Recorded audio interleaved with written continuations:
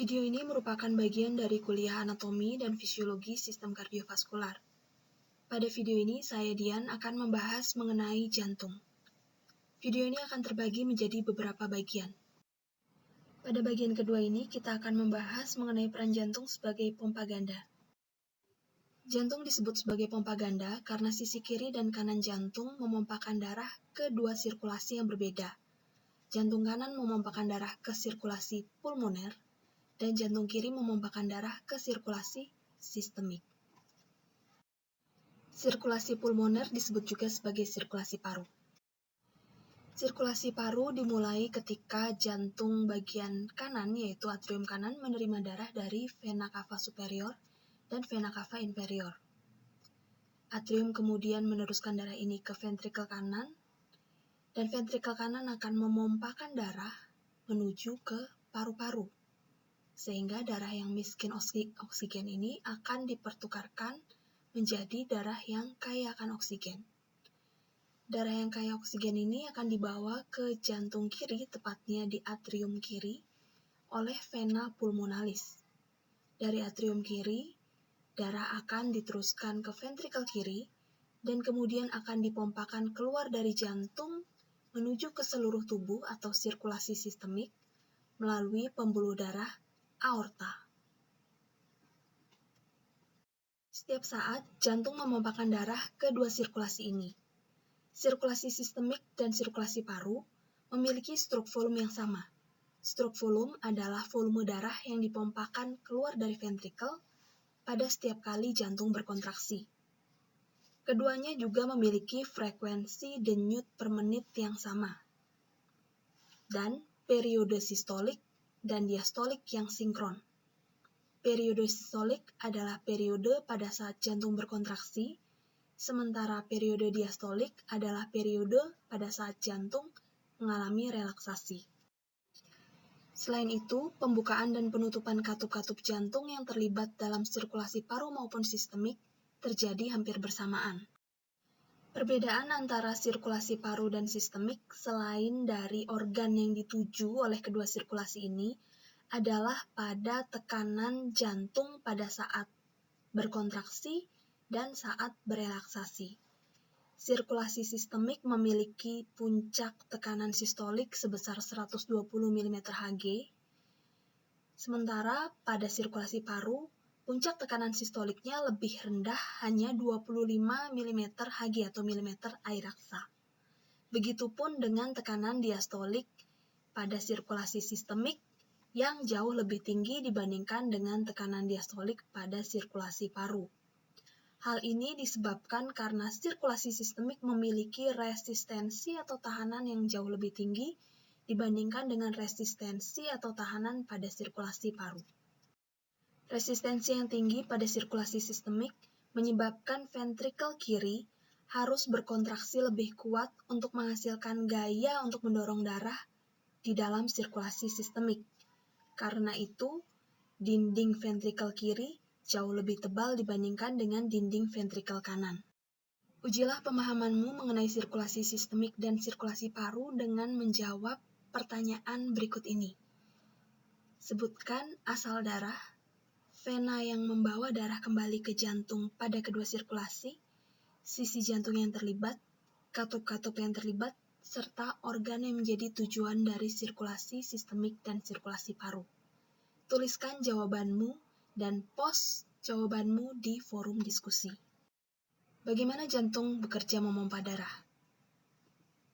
Aktivitas pompa jantung dihasilkan oleh siklus kontraksi dan relaksasi otot jantung. Dalam melaksanakan fungsinya, jantung memiliki otonomi, yaitu kemampuan untuk memicu aktivitasnya sendiri. Selain itu, kerja jantung juga dapat disesuaikan dengan kebutuhan tubuh. Pada saat tubuh memerlukan lebih banyak suplai oksigen dan nutrisi, misalnya pada saat berolahraga, maka jantung dapat meningkatkan kerjanya. Lapisan dinding jantung yang terutama berperan dalam aktivitas pompa adalah miokardium. Sel-sel pada miokardium sebagian besar terdiri atas sel kontraktil. Sementara, ada 1% sel yang merupakan sel otoritmis atau pacemakers. Sel-sel ini memiliki kemampuan untuk menghasilkan potensial aksi secara spontan dan berulang. Pada bagian ketiga ini, kita akan membahas mengenai karakteristik sel otot jantung dan sel otoritmis. Sel otot jantung atau sel kontraktil secara tampilan mirip dengan sel otot rangka, namun ukurannya lebih kecil dan lebih pendek. Sel otot jantung memiliki satu inti yang terletak di tengah dan memiliki banyak mitokondria. Kurang lebih sepertiga dari massa sel terdiri atas mitokondria. Hal ini menggambarkan aktifnya metabolisme sel untuk mendapatkan energi bagi kontraksi. Terdapat struktur khusus yang khas pada sel otot jantung, yaitu diskus intercalatus. Diskus intercalatus ini merupakan koneksi antar sel satu dengan sel lainnya yang mengandung desmosom dan gap junction. Desmosom fungsinya untuk mengikat sel yang satu dengan sel lainnya dan menahan gaya mekanik ketika sel berkontraksi dan berelaksasi. Sementara gap junction berfungsi untuk melewatkan impuls listrik yang menyebabkan depolarisasi bisa merambat dari satu sel ke sel lainnya. Tabel berikut ini mendeskripsikan perbedaan antara sel otot jantung dan sel otot rangka. Silakan pause video ini untuk mempelajari perbedaan keduanya. Pada slide ini kita akan membahas populasi sel yang merupakan minoritas dari lapisan miokardium, yaitu sel otoritmis. Sel otoritmis memiliki ukuran yang lebih kecil dibandingkan dengan sel kontraktil, lebih sedikit serabut kontraktil, dan tidak memiliki sarkomer yang terorganisir seperti sel kontraktil. Karena itu, ia tidak berkontribusi terhadap gaya kontraktil jantung. Namun, sel otoritmis mampu menghasilkan potensial aksi secara ritmis yang kemudian menyebar ke seluruh otot jantung dan dapat memicu kontraksi. Sel-sel otoritmis membentuk sistem eksitatorik dan konduksi khusus pada jantung.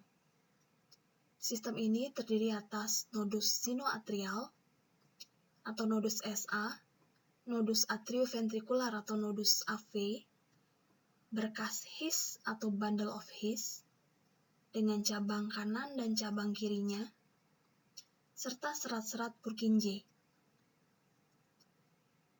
Nodus SA terletak pada atrium kanan, tepatnya di dinding superior atau dinding atas, posterolateral, belakang dan agak ke samping dari muara vena cava superior.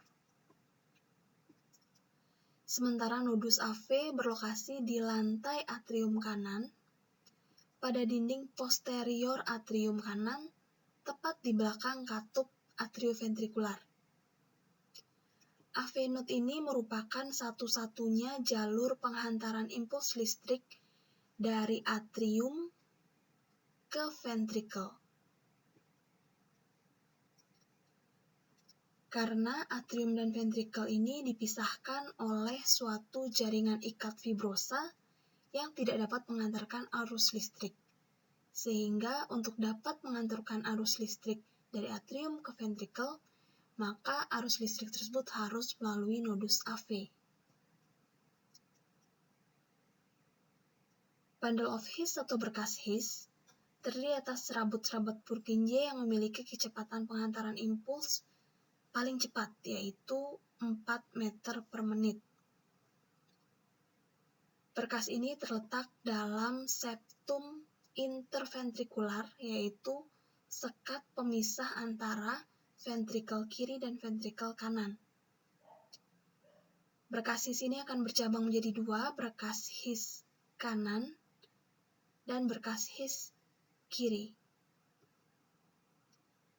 Aktivitas listrik jantung dalam kondisi normal selalu dimulai dari nodus SA yang memiliki bangkitan frekuensi impuls paling tinggi atau paling cepat, sekitar 60 hingga 100 kali per menit.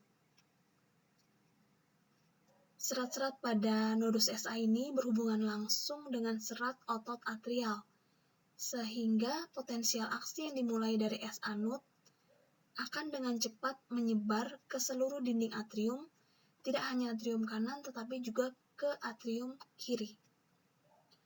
Kemudian, impuls listrik tersebut atau potensial aksi tersebut akan melalui nodus AV, bundle of His, baru kemudian dihantarkan ke dinding ventricle, baik ventricle kanan maupun ventricle kiri.